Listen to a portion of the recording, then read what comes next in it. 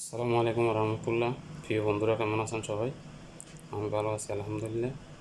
আজকে দুপুরের রেসিপি মাছ ফ্রাই ওর লোবিয়া, দেখতে থাকুন। হ্যালো এভরিওয়ান, আসসালামু আলাইকুম।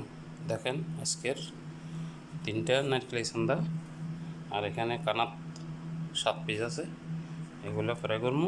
হচ্ছে লোবিয়া, এই এটা লোবিয়া 2টা, এগুলো হচ্ছে লোবিয়া। মশলা নিয়ে নিলাম এখানে। এখানে টমেটো, পেঁয়াজ, রসুন, ধনিয়া পাতা, কাঁচামরিচ, করে পাতা, এগুলো মাছের জন্য মশলা দিয়ে দিছি, মিক্স করবো। এখন জন্য তেল দিয়ে দিলাম, কড়াই বসা দিলাম। এগুলো দিয়ে মাছ ফ্রাই করবো। এখানে এগুলোর তেল এটা আর কি, এটা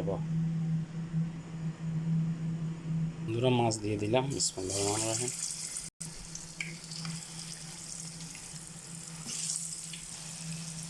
লোবিয়ার জন্য কড়াই বসা দিলাম, দিয়ে দিলাম তেল, দিচ্ছি রসুন, দিলাম পেঁয়াজ, পেঁয়াজ কুচি দিয়ে দিচ্ছি, দিয়ে দিলাম টমেটো কুচি, দিলাম মশলা গুঁড়োগুলো, পাতা, কাঁচামরিচ দিয়ে দিয়েছি, টমেটো ফ্রেশ 1 চামচ, একটু পানি।